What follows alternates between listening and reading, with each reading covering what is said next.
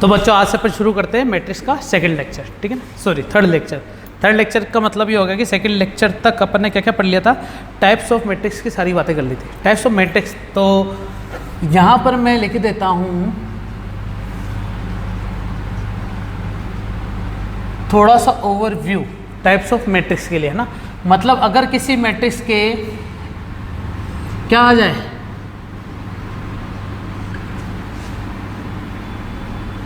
ऐसे एलिमेंट 0 0 0 आ जाए तो उस मैट्रिक्स को क्या नाम देते हैं अपन, शून्य। शून्य मतलब जीरो मैट्रिक्स, ठीक है। ये तो पहला पॉइंट हो गया। दूसरा पॉइंट, अगर किसी मैट्रिक्स में केवल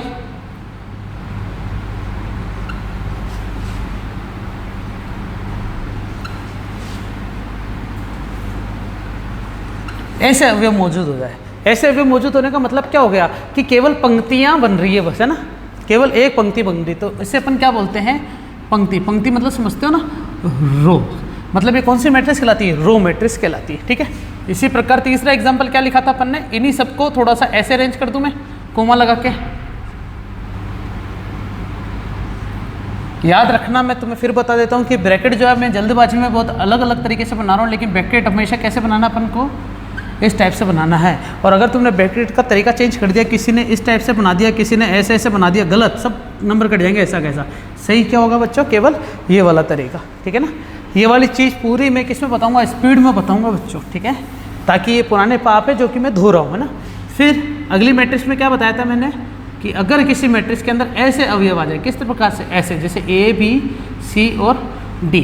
अब एक चीज़ और बता देता हूँ, बातों ही बातों में यहाँ पर ये बताता हूँ कि अवयव जो होते हैं ना, उनको सेपरेट करने के लिए कोमा नहीं लगाना है।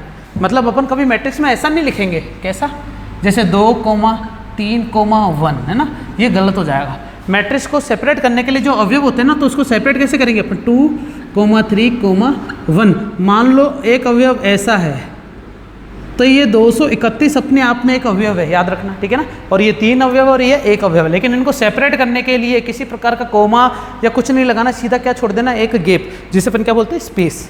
हरी बात समझना। तो छोटी छोटी कहानियाँ, ये नोट है, 2-2 रुपये के नोट डालते रहना कि कभी ऐसे कोमा नहीं लगाना, कभी ये नहीं करना, कभी वो नहीं करना। आगे देखते हैं। इसी प्रकार इस मैट्रिक्स का एक और प्रकार लिखता हूँ मैं ना, मैंने लिखा जैसे मान लो A B C D E F और G H I, ठीक है।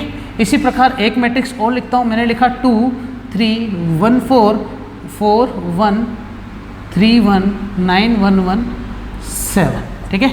एक मैट्रिक्स और लिख दिया मैंने, जैसे लिख दिया मैंने केवल 7। अब बताओ इन सब में क्या लग रहा है बच्चों तुम्हें, बताओ इन सब की। अच्छा, मैट्रिक्स के लिए ये सब बताने से पहले एक खास बात और बता देता हूँ, यहाँ पर लेके आता हूँ कि ऑर्डर, हमने बात करी थी ना, ऑर्डर। ऑर्डर मतलब क्या होता था बच्चों, कोटि, है ना। तो कोटि को कैसे रिप्रेजेंट करते थे, m × n। m मतलब ये किसकी संख्याओं को बताता था, ये पंक्तियों की संख्या को बताता था। और ये किसको बताता है, बताओ, ये बताता है स्तंभ की संख्या को, है ना। किसकी संख्या को, स्तंभ की। पंक्ति मतलब नंबर्स ऑफ रो को बताता है, और ये किसको बताता है, नंबर्स ऑफ कॉलम को बताता है। चलेगा बच्चों, कॉलम की स्पेलिंग सही कर देता हूँ, CU होता है, CU, कॉलम जो भी है ना। तो कॉलम की संख्या को और रो की संख्या को जो बताते हैं ना, वो m × n बताता है, और यही ऑर्डर है। तो इसकी ऑर्डर देखें तो कितनी है, 1 × 1, एक पंक्ति एक स्तंभ। इसमें कितनी पंक्तियाँ हैं, बोलते जाओ बच्चों, कितनी पंक्तियाँ दिख रही है तुम्हें, 1 और 2 पंक्तियाँ। और स्तंभ कितने दिख रहे हैं, 1 2 3। पंक्तियाँ क्या होती है,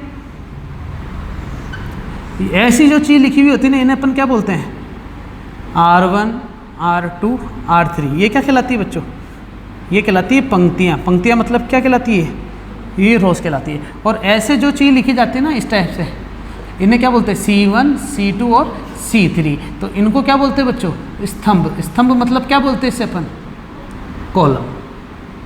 क्या मेरी बात समझ में आई क्या। तो बताओ इस वाले डायग्राम में कितनी पंक्ति है और कितने स्तंभ है, बोलो। 2 पंक्तियां हैं और 3 स्तंभ है। इसमें कितनी पंक्तियां आ रही है, 1 पंक्ति आ रही है। स्तंभ कितने आ रहे हैं, 3 आ रहे हैं। इसमें कितनी पंक्ति है, सोचो जल्दी, बोलते जाओ।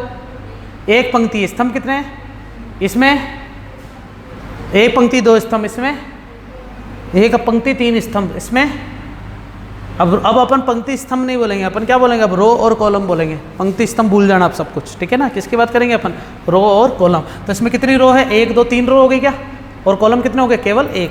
कितने रो है, 2 रो, कॉलम 1। कितने रो है, कॉलम 1। तो इसका पता चल गया कि यहाँ पर केवल 1 रो थी, सही बात है कि नहीं, और यहाँ पर केवल 1 कॉलम था। तो जब कॉलम आ जाता तो इस मैट्रिक्स को क्या बोल देते हैं अपन, कॉलम मैट्रिक्स। क्या मेरी बात समझ में आई क्या, तो कॉलम की स्पेलिंग पता नहीं क्या है। आगे चलते बच्चों, ये जो 4th टाइप आ रहा है इसमें बताओ क्या चेंज लग रहा है तुम्हें, इन सब से तुलना करके देखें तो इसमें क्या अजीब सा लग रहा है अपन को। अजीब सा ये लग रहा है कि ये कितने इंटू कितने की मैट्रिक्स है, और ये है 3 इंटू 4 की, है ना, सही है ना। और ये कितने इंटू कितने की, तो इन सब में सिमिलरिटी देखें तो ये एक ही प्रजाति की और ये अलग प्रजाति की हो गई। कैसे पता चला, क्योंकि इनमें पंक्तियों की संख्या और स्तंभ की संख्या, नंबर ऑफ रोज और नंबर ऑफ कॉलम क्या है, सेम है। मतलब आर और सी दोनों सेम है, आर सी सेम है, आर सी सेम है। मतलब ऐसा बोल सकते हैं कि m बराबर n है, m बराबर n है, सही बात है कि नहीं है। याद आ रहा है मैट्रिक्स में अपन ऐसा करा था, और इनकी डेफिनेशन भी क्या लिखी थी कि a बराबर क्या आएगा, aij, जिसमें m इंटू n होता है, और यहाँ पर चूंकि करके क्या लिख देंगे, m बराबर n। फिर इसी के बाद अपन ने विकर्ण मैट्रिक्स पढ़ी थी क्या, है ना। विकर्ण मैट्रिक्स का मतलब क्या है, यहाँ पर एग्जांपल लिखो सीधा सीधा, a 0 0 0 b 0 0 0 माइनस का c। तो ये एक तरीके से कौन सी मैट्रिक्स होगी ये, क्या ये स्क्वायर मैट्रिक्स है या नहीं है, जिसको अपन क्या बोलेंगे 3 इंटू 3, सही बात है ना। और दूसरी बात क्या है कि इसमें केवल अवयव कहाँ मौजूद है, विकर्ण रूप में, मतलब डायगोनल है, इसलिए इस मैट्रिक्स को क्या बोलते हैं, डायगोनल मैट्रिक्स बोलते हैं, विकर्ण मैट्रिक्स बोलते हैं, डायगोनल बोलते हैं, क्योंकि इसमें डायगोनल में अवयव है। और अगर ऐसा आ जाए कि डायगोनल में अवयव तो है, लेकिन कैसे अवयव है बताओ बच्चों, सारे के सारे सेम सेम है क्या, तो इसे अपन क्या बोलते हैं बच्चों, स्केलर। स्केलर मतलब अदिश। और अगर ऐसा आ जाए कि ये कैसा हो जाए बच्चों, डायगोनल के अवयव क्या क्या लिख दूं मैं बच्चों, केवल 1 1, तो इसे अपन क्या बोलते थे, याद आ रहा, तत्समक। तत्समक मतलब इकाई, इकाई मतलब यूनिट, यूनिट मतलब आइडेंटिटी। क्या पुराने पाप याद आ गए कि सारे, इसके अपन ने फॉर्मूले भी लिखे थे बच्चों, याद रखना है ना, a बराबर aij, जिसमें m क्रॉस n, फिर बाद में इन सब के अलग अलग रूप भी लिखे थे कि कब कैसा होता कब कैसा होता, तो वो बताने की ज़रूरत नहीं है। लेकिन मैट्रिक्स को अगर तीसरे लेक्चर से अपन आगे बढ़ाते हुए चल रहे हैं तो हमें ये सारी चीज़ें, पुरानी चीज़ें याद होनी चाहिए, इसलिए मैंने ये सब चीज़ें बता दी है। फिर इसके आगे चलेंगे अपन, ठीक है। मिटा दो सारा, जिसको समझ में आ गया ठीक है, जिसको नहीं आया वो वीडियो पोस्ट करके उतार लेना बच्चों।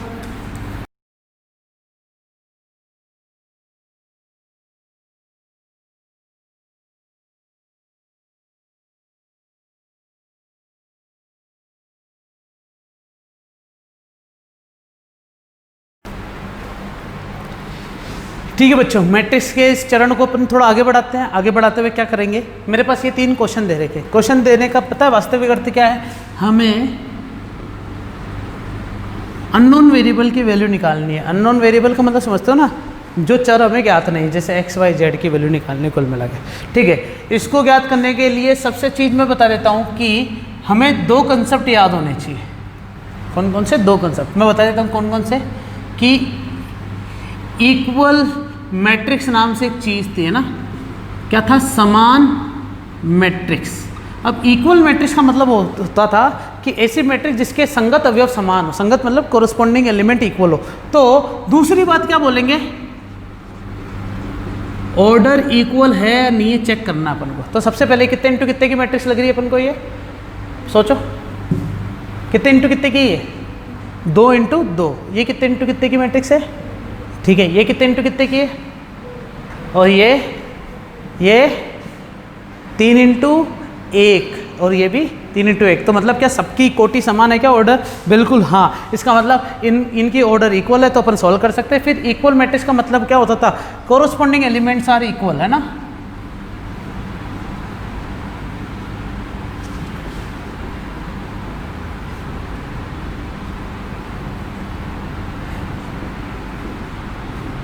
कोरस्पॉन्डिंग एलिमेंट का क्या बोलते थे, संगत। संगत मतलब ये वाला अवयव इसके बराबर होगा, ये वाला अवयव इसके बराबर होगा, ये वाला अवयव इसके बराबर, ये वाला इसके। इसका मतलब क्या हो गया कि A11 A मैट्रिक्स का जो है ना वो B मैट्रिक्स के A11 के बराबर होगा। अगर A और B मैट्रिक्स दोनों क्या दे रखे हैं, हमें बराबर दे रखे हैं। इसका मतलब सीधा क्या करोगे तुम बच्चों, कंपेयर कर लोगे। कंपेयर को क्या लिखते हैं अपन बच्चों? तुलना कर लेंगे। मतलब क्या 4 बराबर y हो जाएगा क्या, फिर 3 बराबर क्या हो जाएगा बच्चों? z हो जाएगा, फिर x बराबर क्या हो जाएगा बच्चों? 1 हो जाएगा, फिर 5 बराबर क्या हो जाएगा बच्चों? 5। वो तो पहले से ही है। तो क्या हमें x y z की वैल्यू मिल चुकी है क्या? तो ऐसे बाकी 2 क्वेश्चन भी कर सकते हो क्या? आराम से कर सकते हैं ना। तो इन दोनों में से मैं ये वाला करवाता हूँ, ये वाला तुम खुद करोगे, ठीक है। तो ये वीडियो पॉज करके ट्राई करके देखना, आंसर मैच करके देख लेना। इसका आंसर मैं लिख देता हूँ, क्या आएगा? इसका आंसर आएगा बच्चों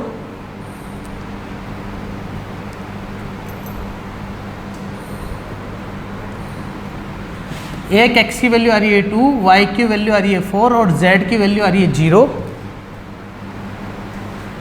एक x की वैल्यू 4, y की वैल्यू 2 और z की वैल्यू 0। मतलब 2 अलग अलग वैल्यू मिल रही है, दोनों आंसर होंगे। इसका मतलब क्या है? यहाँ पर क्या बनेगा बच्चों? एक द्विघात समीकरण बनेगा। द्विघात मतलब क्वाड्रेटिक इक्वेशन बनेगी हमेशा। इसको इस टाइप के क्वेश्चन के अंदर है ना। चलो ये वाला क्वेश्चन ट्राई करते हैं।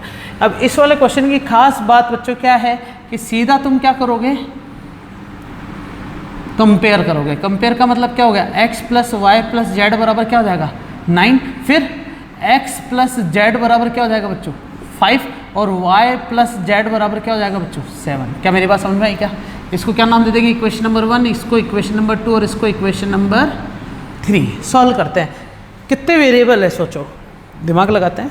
कितने वेरिएबल है इसमें? वेरिएबल समझते हो ना बच्चों? कितनी चर राशियाँ दिख रही है अपन को? 3 दिख रही है। कौन कौन सी है? x है, y है और z है। हमें क्या करना है कि इस x, y और z में से तीनों की वैल्यू निकालनी है। तो कंडीशन अप्लाई मैं बता देता हूँ। इक्वेशन जो होगी ना, इक्वेशन मतलब नंबर ऑफ इक्वेशन, वो हमेशा किसके बराबर होनी चाहिए? नंबर ऑफ वेरिएबल के। मतलब कितनी चर राशि है? 3 वेरिएबल है, तो इक्वेशन भी कितनी होनी चाहिए? 3। क्या 3 है क्या? बिल्कुल है 3। इसका मतलब कर सकते हैं। अब देखना बच्चों, इसको सोल्व करने का सबसे सिंपल तरीका बताता हूँ मैं, सब्स्टिट्यूशन, या फिर हाँ सब्स्टिट्यूशन लगा दो ना। सब्स्टिट्यूशन का मतलब होता है प्रतिस्थापन विधि। प्रतिस्थापन मतलब इस वाली इक्वेशन से भी किसकी वैल्यू निकाल लो? x की वैल्यू क्या आएगा? 5 माइनस z। और इस वाली इक्वेशन से भी किसकी वैल्यू निकाल लो? y की वैल्यू क्या आएगा? 7 माइनस z। और इन दोनों की वैल्यू को उठा के कहाँ रख दो बच्चों? यहाँ पर और यहाँ पर। समझे क्या? जिससे क्या हो जाएगा? x की वैल्यू क्या जाएगी? 5। मैं पूरी इक्वेशन लिखूँ पहले। x plus y plus z is equal to 9। तो x की वैल्यू कितनी है? 5 माइनस जेड प्लस y की वैल्यू कितनी है? 7 माइनस जेड प्लस क्या चल रहा है? z। अब देखो एक z से एक z तो कट गया, बचा क्या? 5 और 7 12 माइनस का z बराबर 9। अब z को वहाँ ले जाऊँ, 9 को इधर ले आऊँ तो कितना हो जाएगा? 9 माइनस मतलब 3 और z वहाँ जाके प्लस का। बोलो हाँ, समझ में आएगी क्या चीज़? ठीक है। तो z की वैल्यू कितनी आ गई? प्लस का 3। अब z की वैल्यू प्लस का 3 आ गई तो बस इस वाली इक्वेशन में क्या लिख दोगे बच्चों? z is equal to 3। तो x plus 3 is equal to कितना हो जाएगा? 5। तो x की वैल्यू कितनी हो जाएगी? 2। इसी प्रकार y प्लस z बराबर कितना दे रखा? 7, जिसमें z की वैल्यू क्या रखनी? 3। तो y plus 3 is equal to 7। तो y की वैल्यू कितनी हो जाएगी? 7 माइनस 3। कितना आ गया आंसर बच्चों? 4। तो हमारे पास आंसर क्या है? x की वैल्यू 2, y की वैल्यू 4 और z की वैल्यू कितनी मिली? 3। अब ये जो आंसर मैंने लिखा था ये इस वाले क्वेश्चन के लिए था, इसके लिए आंसर क्या मिला? अलग मिला है क्या? तो इस टाइप के क्वेश्चन कर सकते हैं क्या? अब सोचो मैंने ये वाले क्वेश्चन क्यों करवाए, मैं बता देता हूँ बच्चों। बड़े सिंपल से 1-1, 1.5, 2-2 नंबर के क्वेश्चन पूछे जाते हैं बोर्ड के रिटर्न के हिसाब से और जेई के हिसाब से सोचें तो बच्चों इसके अंदर हमारे पास एक कंसेप्ट यूज़ होगा आगे जाके, हमें ब्लिंक कर जाना चाहिए दिमाग के अंदर। हाँ, इसमें ऐसी प्रकार का कंसेप्ट लगेगा। क्या कंसेप्ट लगेगा? ये वाला, ऑर्डर इक्वल होने चाहिए और मैट्रिक्स कैसी होनी चाहिए बच्चों? समान। समान मतलब इक्वल। इक्वल का मतलब क्या होता है? कॉरस्पॉन्डिंग एलिमेंट्स आर इक्वल, जिसके संगत अवयव क्या हो? समान हो। ठीक है ना? मिटा दो ये सारा। ठीक है।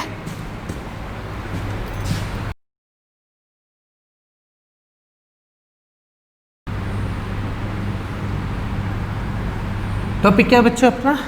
ऑपरेशन और मैट्रिक्स। मैं तुम्हें एक चीज़ याद दिलाता हूँ बच्चों, तुमने 11th क्लास के अंदर वेक्टर नाम की एक चीज़ पढ़ी थी फिजिक्स में, है ना? फिर वेक्टर के अंदर तुमने ऑपरेशंस पढ़े थे और तुमने एक ये भी पढ़ा था कॉम्प्लेक्स नंबर, उसके अंदर भी तुमने ऑपरेशंस पढ़े थे। ऑपरेशन मतलब समझते हो बच्चों? जोड़, बाकी, गुणा और भाग। समझ में आई क्या मेरी बात? मतलब जब भी मैथमेटिक्स में अगर कोई नई थ्योरीज हमारे सामने आती है ना, नया टॉपिक, तो वो नया टॉपिक मैथमेटिक्स के बेसिक को कवर करना चाहिए। मैथमेटिक्स का बेसिक कहाँ से स्टार्ट होता है? एडिशन, सब्सट्रैक्शन, मल्टीप्लिकेशन और डिवाइडेशन से। तो यही अपन मैट्रिक्स पर अप्लाई करेंगे कि मैट्रिक्स के अंदर क्या एडिशन होता है, क्या सब्सट्रैक्शन होता है, क्या डिवाइड होता है, क्या मल्टीप्लाई होता है, क्या अगर होता है तो बताना, नहीं होता तो क्यों नहीं होता, ये सब चीज़ें अपन को डिस्कस करनी है। तो क्या अपन आगे चल सकते हैं? तो अपना टॉपिक क्या है कि ऑपरेशन ऑन मैट्रिक्स, किसी भी मैट्रिक्स पर संक्रियाएँ। ऑपरेशन का मतलब समझते हो ना, संक्रियाएँ। ठीक है, स्टार्ट करते हैं अपन। तो स्टार्ट करते हुए सबसे पहले मैं क्या लिखता हूँ यहाँ पर, क्या लिखा है बच्चों मैंने, बताओ? एडिशन। एडिशन का मतलब क्या होता है? योग। मतलब मुझे क्या करना है कि नहीं, दो मैट्रिक्स को क्या करना बच्चों, जोड़ना है। तो क्या दो मैट्रिक्स जुड़ती है क्या, ये बात आती है। तो बिल्कुल जुड़ती है, लेकिन कैसे जुड़ती है जरा देखते हैं। मैंने लिखा 2 3 1 और 4, और एक मैट्रिक्स लिखी B इज इक्वल टू 1 3 7 5 6 7, ठीक है। और एक मैट्रिक्स लिखी मैंने C A B C और D। अब हमें सबसे पहले ये चेक करना है, ये मिटा देता हूँ, कि कौन कौन सी मैट्रिक्स जुड़ सकती है। तो बच्चों तुम्हारा दिमाग लगाओ कि इनमें से कौन कौन सी जुड़ सकती है, बताओ कौन कौन सी? A और C। B क्यों नहीं जुड़ सकती? क्योंकि B के अंदर क्या दे रखा है, एक कॉलम ज़्यादा आ गया है ना। मतलब क्या हो गया कि इसका ऑर्डर जो है वो 2 × 2 है, लेकिन इसका ऑर्डर कितना हो गया, 2 × 3। अगर तुम इसको जोड़ने जाओगे ना, तो जोड़ने का जो वास्तविक अर्थ है वो है कि संगत अवयव क्या हो जाते बच्चों, जुड़ते हैं। संगत अवयव मतलब कौन से एलिमेंट, कोरोस्पोंडिंग एलिमेंट जुड़ते हैं। अब कोरोस्पोंडिंग से मतलब समझ में आ गया होगा कि आमने सामने वाले, तो कोरोस्पोंडिंग एलिमेंट ही जुड़ेंगे। तो मतलब 2 किस में जुड़ेगा, 1 में। तो 2 + 1 फिर 3 किस में जुड़ेगा, 3 में। और ये इधर कुछ है नहीं, लेकिन इधर क्या है बच्चों, 7 है। मतलब यहाँ पर क्या आ गया, क्या ये खाली रह गया क्या बच्चों? अगर ये खाली रह गया, इसका मतलब एडिशन क्या संभव है क्या इसके लिए? Addition is not possible. क्या मेरी बात समझ में आई क्या? तो इससे नोट क्या मिला बच्चों, बताओ? तुम्हारे हिसाब से नोट अगर तैयार करो तुम, तो क्या बनेगा कि किन्हीं भी दो मैट्रिक्स को जोड़ने के लिए क्या जरूरी है, उनकी कोटि समान होनी चाहिए, ऑर्डर क्या होना चाहिए, समान होना चाहिए ना। तो अपन क्या लिखते हैं, ऑर्डर मस्ट बी इक्वल। मतलब ऑर्डर क्या होना चाहिए, इक्वल। तभी तुम दो मैट्रिक्स को ऐड कर पाओगे, नहीं तो नहीं कर पाओगे। इसका मतलब जुड़ेगा क्या क्या, केवल A + C। मतलब 2 जुड़ेगा किसमें, A में, 3 जुड़ेगा किसमें, B में, 1 जुड़ेगा किसमें, C में, और 4 जुड़ेगा किसमें, D में। क्या आंसर आ गया क्या बच्चों? ओके। तो ये एडिशन का वास्तविक अर्थ। तो हमें पता चल गया एडिशन 2 चीज़ों पर डिपेंड करती है। किस किस पर? सबसे पहला आता है कोरस्पॉन्डिंग, दूसरा क्या आता है, ऑर्डर। तो उसको तुम पहला मानना कि पहले ऑर्डर चेक करोगे, फिर कोरस्पॉन्डिंग एलिमेंट को ऐड करोगे ना। तो कोरस्पॉन्डिंग एलिमेंट तो आ गया और ऑर्डर भी आ गया। तो उसका मतलब क्या हो गया कि दो अवयव का मतलब मैट्रिक्स ही होता है। 2 अवयव को जोड़ने के लिए क्या जरूरी है, दोनों की कोटि समान होनी चाहिए। मतलब दोनों का ऑर्डर क्या होना चाहिए, इक्वल होना चाहिए। क्या मेरी बात समझ में आ गई क्या? तो अपन ऐसा कर सकते हैं, ठीक है। अब इसमें क्या करता हूँ मैं, एडिशन लिख दिया ना, तो मैं साथ साथ इसकी प्रॉपर्टीज़ भी लिखूंगा बच्चों। क्या लिखूंगा इसमें, प्रॉपर्टीज़। प्रॉपर्टीज़ का मतलब क्या हो गया बच्चों, गुणधर्म। मैंने तुम्हें अभी तक कितनी सी चीज़ बताई है कि कोरस्पॉन्डिंग एलिमेंट ही जुड़ेंगे, सही बात है क्या? मतलब संगत अवयव जुड़ेंगे। और मैंने ये भी बताया कि ऑर्डर इक्वल होना चाहिए। ये 2 चीज़ें तो रिक्वायरमेंट है। इन दोनों के आधार पर एक ऑर्डर गुणधर्म भी निकलता है। गुणधर्म मतलब मैट्रिक्स के क्या क्या गुणधर्म है, क्या क्या प्रॉपर्टीज़ है। प्रॉपर्टीज़ का मतलब हो गया कि मैट्रिक्स किन किन कारणों के अंदर ही जुड़ती है। हर किसी के अंदर तो जुड़ेगी नहीं, किन किन कारणों में जुड़ती, तो वो देखते हैं ना। तो सबसे पहला आता है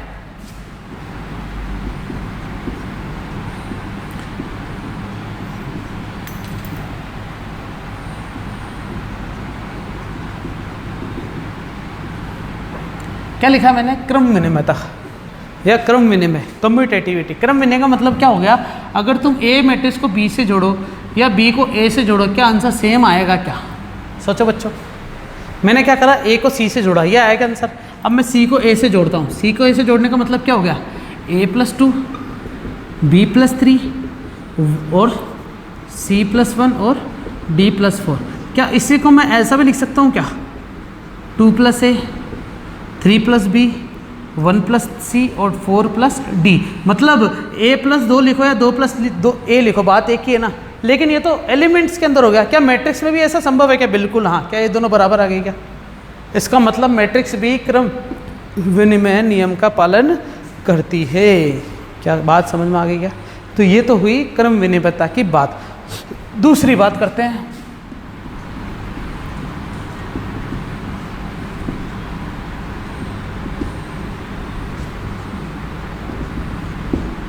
क्या लिखा मैंने? एसोसिएटिविटी, सहचार्यता।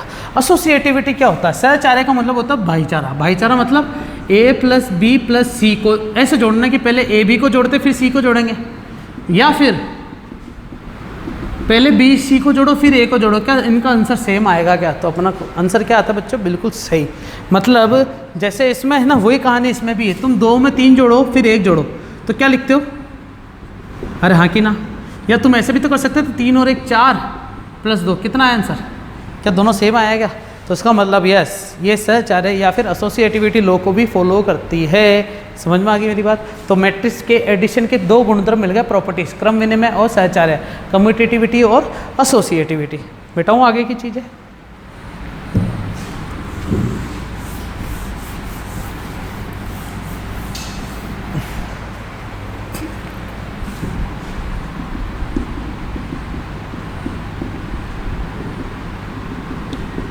ठीक है, तीसरा आता बच्चों एग्जिस्टेंस ऑफ आइडेंटिटी।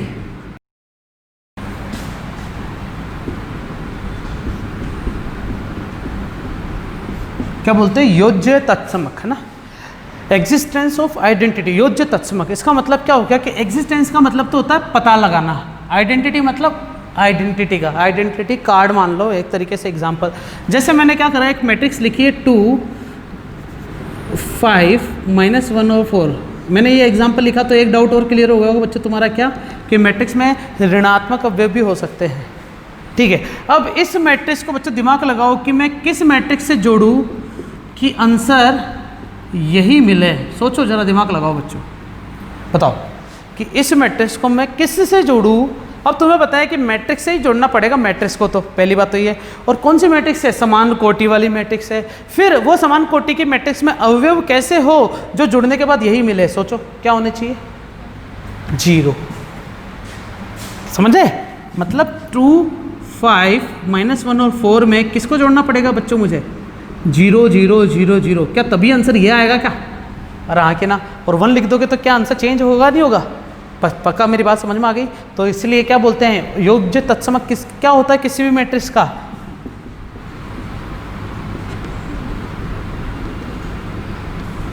शून्य मैट्रिक्स। शून्य मतलब समझते हैं ना बच्चों? 0 मैट्रिक्स मतलब किसी भी 0 मैट्रिक्स को किसी भी मैट्रिक्स में जोड़ने पर वही मैट्रिक्स मिल जाती है, जिसे अपन क्या बोलते हैं? Existence of identity. मतलब वही मैट्रिक्स निकालने के लिए कौन से मैट्रिक्स जोड़े हैं?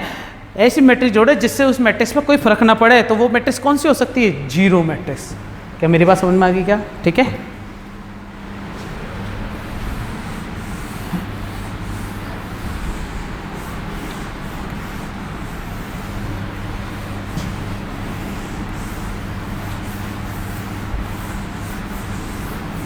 ठीक है बच्चों। अगला आता है बच्चों 4th नंबर पे लिखता हूँ ना। 4th नंबर पे क्या लिखते हैं?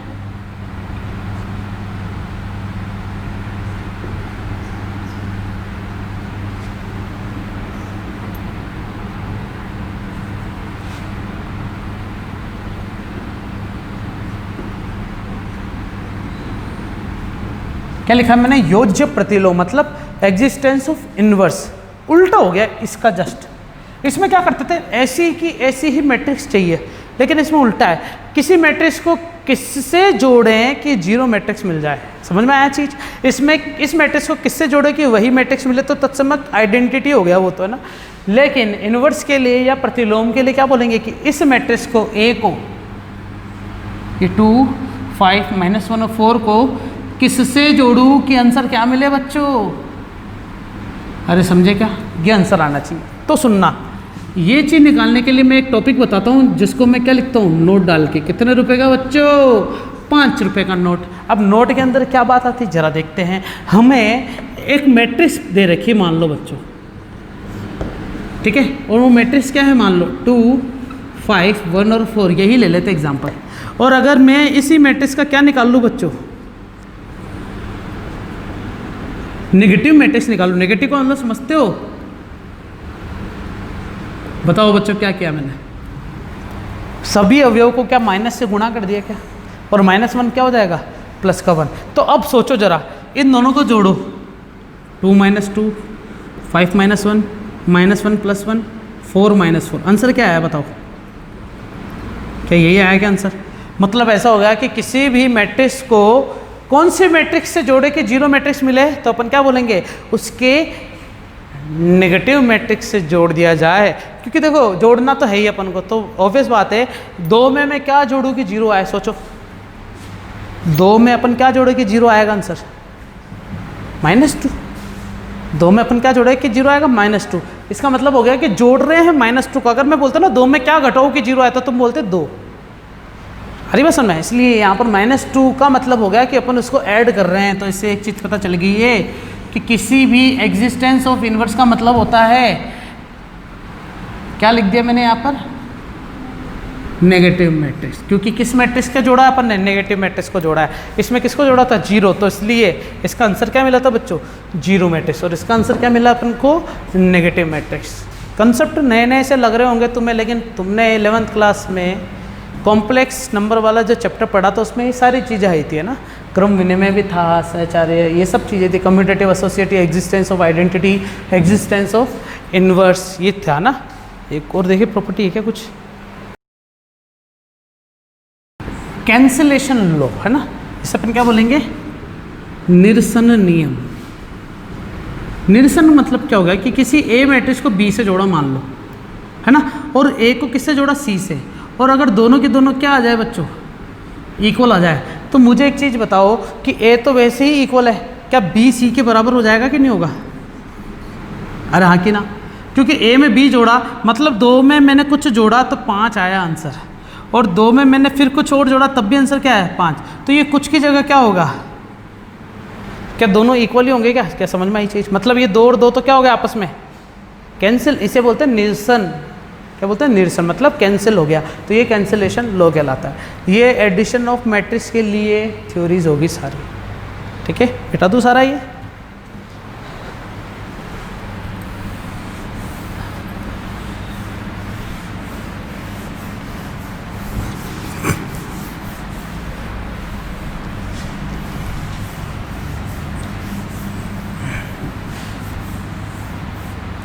तुमने एक चीज़ नोटिस करी कि मैंने मिटाया तो है लेकिन हेडिंग नहीं मिटाई है। क्यों नहीं मिटाई हेडिंग? क्योंकि अपन अब क्या पढ़ेंगे, नाम सुना है ये,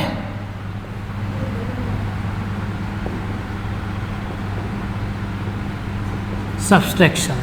क्या पढ़ा है अपन, सब्सट्रैक्शन। सब्सट्रैक्शन मतलब घटाना। तो अब किसी मैट्रिक्स को दूसरे मैट्रिक्स से घटा सकते हैं क्या? अपन बिल्कुल घटा सकते हैं। कोटि समान होनी चाहिए और संगत अवयव घटेंगे। समझ में आ गया? मतलब अगर यहाँ 2 है, 3, 4, 3, 1 है और यहाँ पर मुझे माइनस करना 1, 4, 1, 3, तो 2 में से क्या माइनस होगा? केवल 1 ही माइनस होगा। चलेगा बच्चों?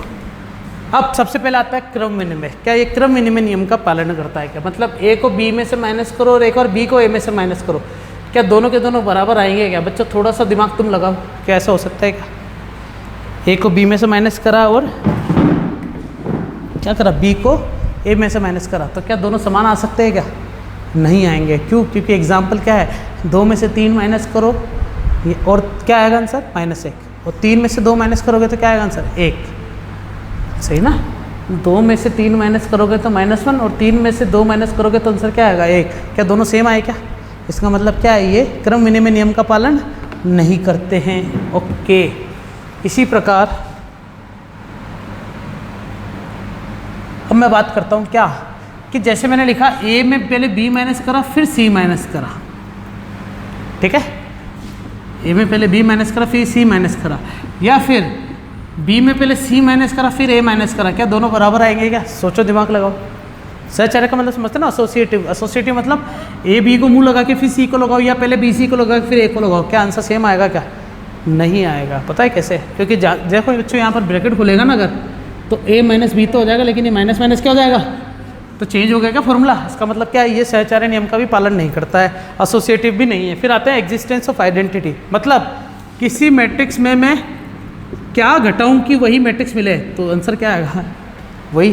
फिर किसी मैट्रिक्स में मैं क्या घटाऊं कि जीरो मैट्रिक्स मिले तो अपन क्या बोलेंगे? क्या आंसर समझ में आ गया क्या सारे? अगर वो एडिशन वाले अच्छे से समझ में आया तो ये भी आए होंगे, लेकिन इसमें मैंने थोड़ा शॉर्ट में बताया है तो तुम उतार सकते हो, अपने नोट्स बना सकते हो आसानी से, आगे चल सकते हैं बच्चों पर।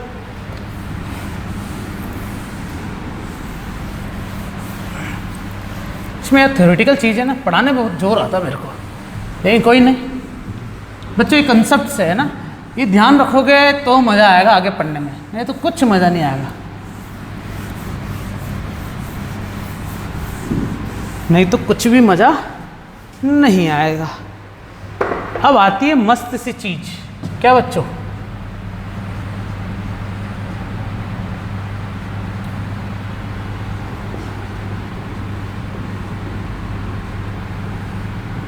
मल्टीप्लिकेशन ऑफ मैट्रिक्स, मतलब मैट्रिक्स का क्या करना अपन को बच्चों? मल्टीप्लाई करना है। तो multiplication of vector sorry matrix जो है, यहाँ मैंने क्या लिखा है बताओ बच्चों? अब मैंने लिख दिया है यहाँ पर ये मोस्ट इंपॉर्टेंट है, तो इसका मतलब ये वास्तव में मोस्ट इंपॉर्टेंट है, ठीक है। उतारने का समय भी दिया जाएगा, वीडियो पॉज करके उतार भी लेना, लेकिन मल्टीप्लिकेशन ऑफ मैट्रिक्स को सीरियसली लोगे तो मज़ा आएगा। क्यों? क्योंकि एक बारी में ये समझ में नहीं आएगा अगर ये एक बारी में समझ में नहीं आएगा तो यार क्यों पढ़ा रहे हो सर, छोड़ो ना आगे चलते हैं। तो मैं आगे तो चल जाऊँगा, लेकिन वही एग्ज़ाम में अगर आ गया तब मुझे बहुत याद करोगे तुम, है ना। पढ़ाया नहीं सर ने तो हम कैसे कर लें। तो चलो स्टार्ट करते हैं मल्टीप्लिकेशन ऑफ मैट्रिक्स। मैंने डरा दिया, मतलब समझ में नहीं आएगा, लेकिन अगर समझ में आ जाना तो मुझे बताना कि सर बहुत सिंपल था ये तो, ठीक है। चलो स्टार्ट करते हैं। मैंने यहाँ पर एक मैट्रिक्स लिखी A 2 3 4 और माइनस का 1। चलो पहले +1 ले लेते हैं, फिर थोड़ा माइनस में जाएंगे आगे, ठीक है। एक मैट्रिक्स लिखी मैंने B 2 2 1 3, ठीक है ना। ये दो मैट्रिक्स लिखे, इन दोनों का आपस में क्या करना है बच्चों? मुझे गुना करना है। क्या करना है बच्चों? मुझे गुना करना है। गुना मतलब समझते हो ना बच्चों, मल्टीप्लाई करना है। चलो ठीक है, करते हैं मल्टीप्लाई। तो मल्टीप्लाई करने के लिए क्या करोगे? A को B से गुना करना है, तो क्या लिखोगे? 2 3 4 और 1, और यहाँ पर भी 2 2 1 और 3, ये दो मैट्रिक्स लिख दी। चलो बच्चों गुना करते हैं। गुना करने के लिए मैं यहाँ पर तुम्हारे सामने लेके आ रहा हूँ एक ब्लू मार्कर। वाओ, देखे जरा ब्लू मार्कर की खासियत क्या है। थोड़ा बड़ा बड़ा लिखूंगा मैं ना, 2 3 4 1, और यहाँ पर क्या लिखता हूँ मैं? 2 2 1 और 3। ये हो गया बच्चों, दो मैट्रिक्स लिख दी, इन दोनों को मल्टीप्लाई करना। तो मल्टीप्लाई करने का सबसे पहला रूल और आखिरी रूल यही है कि ये जो है किससे गुणा होगा? इससे गुणा होगा। मतलब अगर मैं जोड़ता तो कैसे जोड़ता? 2 + 2 क्या होता? 4। 3 + 2 कितना होता? 5। लेकिन यहाँ पर जब मैं गुणा करने जा रहा हूँ तब क्या लिखोगे? 2 दूनी 4 और 3 एकम 3। आधी बात समझ में? मतलब इसमें गुणा कैसे करोगे बच्चों? समझ में आई?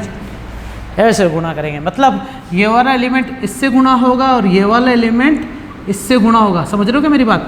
मतलब तुम चाहो तो इसको थोड़ा ऐसा लिख दो अच्छे से कि ये वाला किससे गुणा हो रहा है? अरे समझे क्या? और ये वाला किससे गुणा होगा? इससे। क्या अंदर गुणा वाला सिंबल बन गया क्या रे? तो ये होता है मैट्रिक्स में गुणा होने की प्रक्रिया। ठीक है भाई, करके देखते हैं। ये मिटा दो ये वाली चीज़, डायग्राम अच्छे से समझना कि 2 एकम 2 और 3 एकम 3, इन दोनों में क्या लगा दोगे? बीच में प्लस लगा दो। ठीक है, जैसे ये हो जाता है तो तुम्हें करना क्या है? ये का ये वापस किससे मल्टीप्लाई करोगे? अब तुम इससे करोगे। मतलब बताओ कैसे करोगे? सोचो, 2 × 2 और 3 × 3, बीच में क्या लगा दोगे? समझे क्या? मतलब इसके लिए ये कहानी कंप्लीट हो गई बच्चों। ओहो क्या बात है सर। अब वापस इसके लिए भी खेलेंगे क्या? अब क्या करेंगे, ये किससे मल्टीप्लाई होगा, इससे, मतलब 4 इंटू और 1 इंटू, अरे समझ रहे हो कि नहीं समझ रहे हो, और अब ये किससे मल्टीप्लाई होगा, अरे समझे क्या, तो 4 इंटू और 1 इंटू 3, मतलब क्या हो गया बच्चों आंसर, क्या यही आएगा। यहाँ क्या बना दूंगा मैं, एक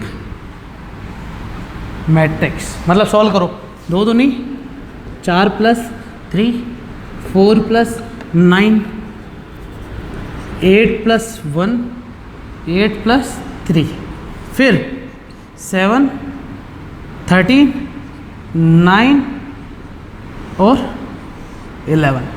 ये क्या मिला बच्चों अपन को, आंसर मिला। सच सच बताओ समझ में आया क्या, कैसे करता है पता है मल्टीप्लाई, इसमें ऐसे करता है, समझे, ऐसे को ऐसा, जैसे को तैसा, मतलब मल्टीप्लाई कैसे होता है इसमें, समझ गया क्या, ये वाला पहले किससे मल्टीप्लाई होगा, इससे, फिर ये वाला किससे मल्टीप्लाई होगा, इससे, फिर जैसे ये सबसे मल्टीप्लाई हो जाए ना, इसे सी जिससे भी, फिर किससे मल्टीप्लाई होगा, ये वाला किससे, इससे, और ये वाला किससे होगा, इससे। अब सुनना, ये वाला जब भी मल्टीप्लाई करते हैं तो ये हमेशा, अगर R1 था तो ये भी किस में रहेंगे बच्चों, R1 में। फिर ये क्या है बच्चों, सोचो, ये इससे मल्टीप्लाई हो गया क्या पूरा, ये हुआ क्या, जैसे कॉलम C1 था तो ये C1 है, और C2 पे आते ही क्या ये C2 बना ही नहीं बना, सोचो। फिर जैसे मैं नीचे आता हूँ किस पर, R2 पर, तो ये भी नीचे आ गया क्या अपने आप, ये वाला C1 से मल्टीप्लाई हुआ और ये वाला किससे मल्टीप्लाई हुआ, C2 से। अरे समझे क्या रे, मतलब क्या हुआ कि R1 किससे गुणा हुआ, C1 से, और R1 किससे गुणा हुआ, C2 से, फिर R2 किससे गुणा हुआ, C1 से, और R2 किससे गुणा हुआ, C2 से। मतलब ये R1 ही है क्या अपनी जगह पर, सोचो जरा, क्या इसकी जगह C1 ही है क्या, सोचो जरा, क्या इसकी जगह C2 ही है क्या, सोचो जरा, क्या इधर R2 ही है क्या बच्चों। अच्छा ये सब भूल जाओ, मैंने एक चीज़ लिखी है बच्चों, क्या लिखी है, C1, C2, R1, R2, सही बात ना। अब तुम जैसे सोचोगे ये, अब यहाँ जो क्रॉस हो रहा है, ये वाली चीज,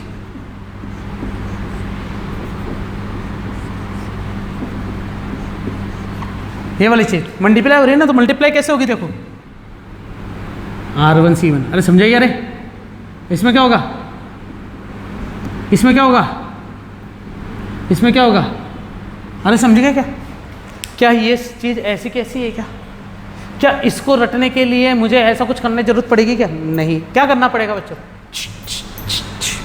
मल्टीप्लाई करने का तरीका समझो। ठीक है बच्चों, एक चीज़ और बता देता हूँ, मल्टीप्लाई करने के लिए एक रिक्वायरमेंट, मेरे को यहाँ तक चलो समझ में आ गया कि हाँ मल्टीप्लाई हो गया, लेकिन बच्चों एक चीज़ तुमने नोटिस करी होगी कि 2 से मल्टीप्लाई हुआ सही है, 3 1 से मल्टीप्लाई हुआ ये भी सही है, अगर यहाँ 3 के साथ एक और आ जाता एलिमेंट तो वो किससे मल्टीप्लाई होता क्या, नहीं होता ना। एग्जाम्पल लो, वो उधर वाला मिटाऊँ मैं, ठीक है, ये मैंने सिर्फ नोट डालने के लिए मिटाया, अभी जो मिटा रहा हूँ ना ये नोट डालने के लिए, तो अपने सहूलियत के हिसाब से कुछ ना कुछ नोट डाले ना, 5 रुपये का, 10 रुपये का, 20 रुपये का, 40 रुपये का, 50 रुपये का, जितने तुम्हारे पास पैसे हैं उतने का, ठीक है।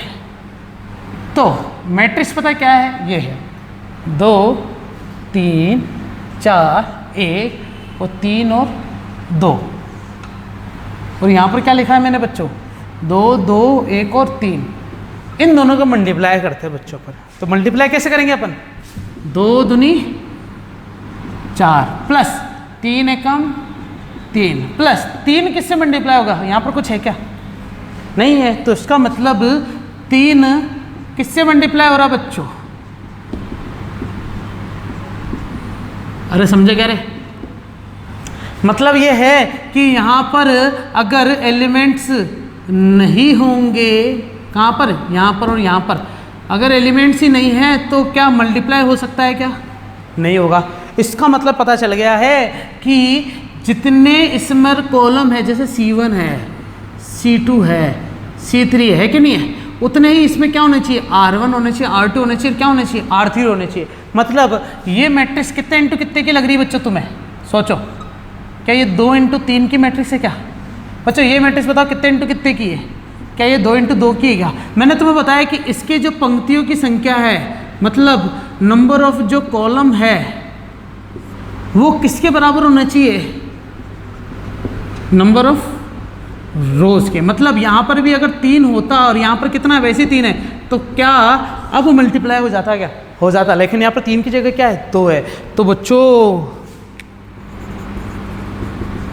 मोस्ट इंपॉर्टेंट बात आ गई है कि फर्स्ट मैट्रिक्स का जो जैसे कुछ भी हो m इंटू एन है ना, कुछ भी है, मैंने मान लिया m1 इंटू n1 है, और जो दूसरी मैट्रिक्स है उसमें क्या होगा, m2 इंटू n2।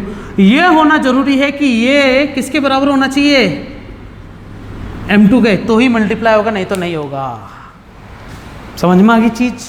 बहुत इंटरेस्टिंग सी बात बताई मैंने। मतलब यह है कि अगर यहाँ पर n1 m2 के बराबर नहीं है तो मल्टीप्लिकेशन भी नहीं हो सकता, अगर है तो हो सकता है। सुनना, तुम्हारे दिमाग में आ रहा होगा कि सर इनका क्या करें, इन दोनों का कुछ नहीं सोचते अपन। पहले ये वीडियो पोस्ट करके उतारो बच्चों अच्छे से, थोड़ा सा ऐसे ज्ञान देने के लिए। अब बताओ क्या ये वाली जो मैट्रिक्स है इस थ्योरी को फुलफिल करती है? ऐसे छोटा सा दिमाग लगाते हैं। ये मैट्रिक्स कितने इंटू कितने की, सोचो। क्या ये 2 इंटू 2 की है क्या? अरे हाँ की ना, अरे हाँ की ना। और ये वाली कितने इंटू कितने की है? ये भी 2 इंटू 2 की है। क्या इसका पिछवाड़ा इसके अगवाड़े के बराबर आ रहा है कि नहीं आ रहा? आ रहा है, नहीं आ रहा? तो इसका मतलब हाँ ये मल्टीप्लाई हो सकता है। क्या हुआ, क्या मल्टीप्लाई? अब बताओ मल्टीप्लाई होने के बाद कितने इंटू कितने की मैट्रिक्स मिली है? 2 इंटू 2 की। देखो बच्चों ये बचा था और ये बचा था क्या, तो इन दोनों से क्या मिलता है, ये और ये से, काले वालों से जो नई मैट्रिक्स मिलती है ना वो इतने ऑर्डर की मिलती है। क्या मेरी बात समझ में आई क्या? इसका मतलब सबका कोई ना कोई छोटा छोटा मतलब है। मल्टीप्लाई और मैट्रिक्स से अपन ने क्या क्या सीखा बच्चों, कि इसमें मल्टीप्लाई कैसे होता है, नागिनों जैसे होता है ऐसे। सही बात है कि नहीं?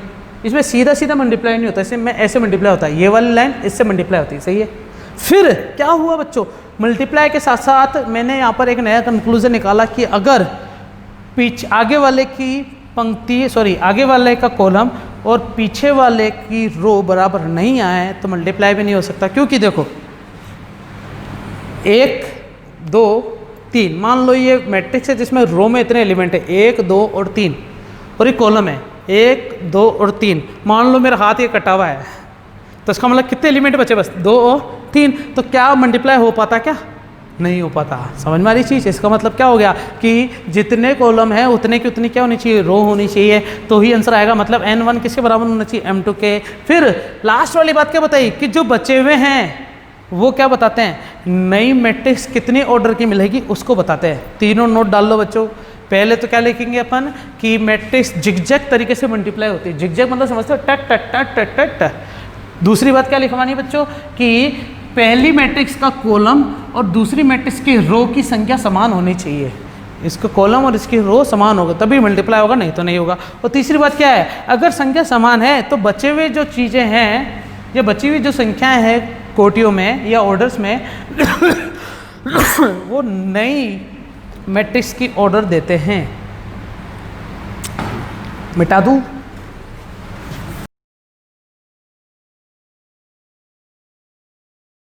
तुम मुझे बताओगे कि किस किस मैट्रिक्स का मल्टीप्लाई हो सकता है या नहीं हो सकता। ठीक है,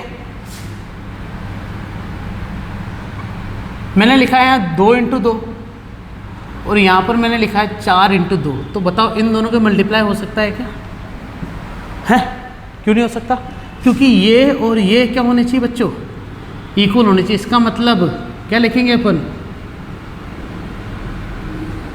अरे समझ गए क्या? दूसरा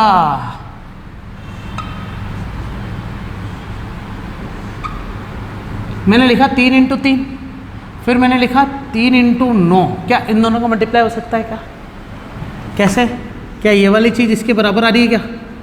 आ रही है। इसका मतलब क्या लिखेंगे यहाँ पर अपन, पॉसिबल। तो तुम्हें कहानी तो समझ में आई गई होगी कि क्या बोलना चाह रहा हूँ मैं। ठीक है, तीसरा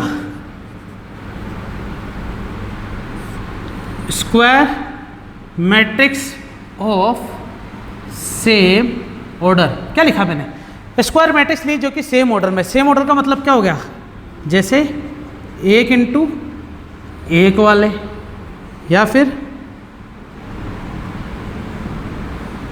2 इंटू 2 वाले, या फिर 3 इंटू 3 वाले। क्या ये सब मल्टीप्लाई हो सकते हैं क्या आपस में? बिल्कुल हो सकते हैं। इसका मतलब स्क्वायर मैट्रिक्स अगर सेम ऑर्डर के आ जाए तो वो सब मल्टीप्लाई आपस में हो सकती है, और आंसर भी वही मिलेगा वापस। क्या सा बच्चों, ये दोनों बराबर आ गया तो क्या बचा, ये और ये, मतलब 1 इंटू 1 मिलेगा, इसमें भी 2 इंटू 2 मिलेगा, इसमें भी क्या मिलेगा 3 इंटू 3। एग्जाम्पल लिखे बच्चों छोटा सा, 1 3 4 7 7 4 6 1। मुझे इसको मल्टीप्लाई किससे करना है बच्चों?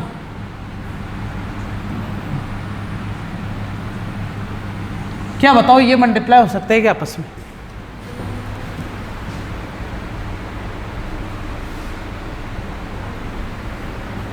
बताओ बताओ बताओ, क्या ये आपस में मल्टीप्लाई हो सकते हैं क्या? हैं? हाँ, कैसे? ये कितने इंटू कितने की है? 4 इंटू 2 की, और हाँ की ना है 2 इंटू 4 की है। सोचो कितनी रो है, कॉलम कितने हैं? ये कितने इंटू कितने की है? ये 4 इंटू 1 की है। क्या 4 1 से बराबर आ गया क्या? 4 4 के। तो क्या बचा बच्चों? मतलब जो भी आंसर मिलेगा अब कितने का मिलेगा बच्चों? चेक करके देख लेते हैं ना, ठीक है? तो बताओ कौन किससे मल्टीप्लाई होगा? क्या ये इससे मल्टीप्लाई होगा क्या? करे मल्टीप्लाई, करो। 1 इंटू, याद रखना ये पूरा इससे कब तक मल्टीप्लाई होगा? जब तक सारे के सारे गामा को लेकर आगे चले। ये 1 3 से गुणा हुआ, 3 4 से गुणा हुआ, 4 1 से गुणा हुआ, 7 4 से गुणा हुआ, और ये सबके सब क्या हो जाएंगे बच्चों? बताओ क्या हो जाएंगे? जुड़ जाएंगे। सही बात है कि नहीं है? अगर ये दूसरी पंक्ति और होती, सॉरी दूसरा कॉलम और होता, तो क्या ये उससे भी मुंह लगने जाता क्या? लेकिन है क्या? नहीं है। तो अपन कहाँ आ गए? अब नीचे वाले पे आ गए क्या? जैसे तुम नीचे आ गए हैं तो वापस मल्टीप्लाई करोगे, 7 को किससे गुणा करोगे? फिर 4 को किससे गुणा करोगे? फिर बोलो हाँ, और ये इधर आ गए, ये इधर आ गए, ये इधर आ गए। सही है क्या? क्या सब कंप्लीट हो गया क्या मल्टीप्लाई? ब्रैकेट बना दो, चलेगा बच्चों? ओके। अब देखो बच्चों, 1 इंटू 3 कितना हो गया? 3 प्लस 12 प्लस 4 प्लस 28, और यहाँ पर 21 प्लस 16 प्लस 6 प्लस 4 और 12, ये तो हो गए 32 शायद, है ना? 32 और 3 35, 35 और 45 और 2 47, 47 ये हो गए। 16 और 6 22, और 22 और 22 44 में से 1 गया, 43 में 4 जोड़ेंगे 47। अरे यार, वापस एक बार बच्चों जोड़ के देख लो, सही है क्या? सही है।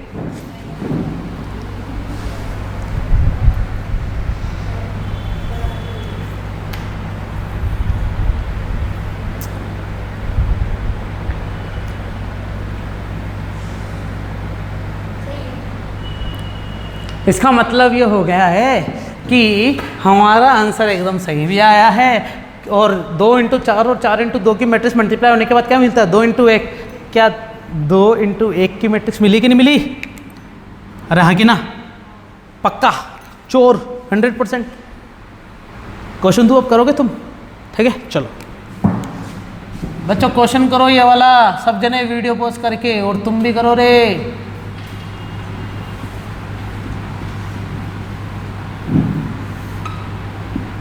एक काम करता हूँ, बुक से देता हूँ अच्छा सा क्वेश्चन, है ना? मज़ा आ जाएगा तुम्हें, मैं कह रहा हूँ ना यार।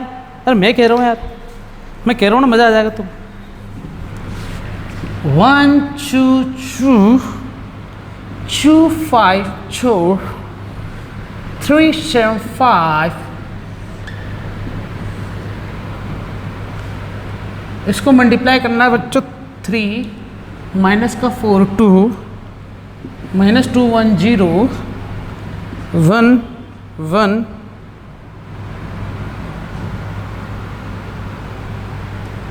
-1।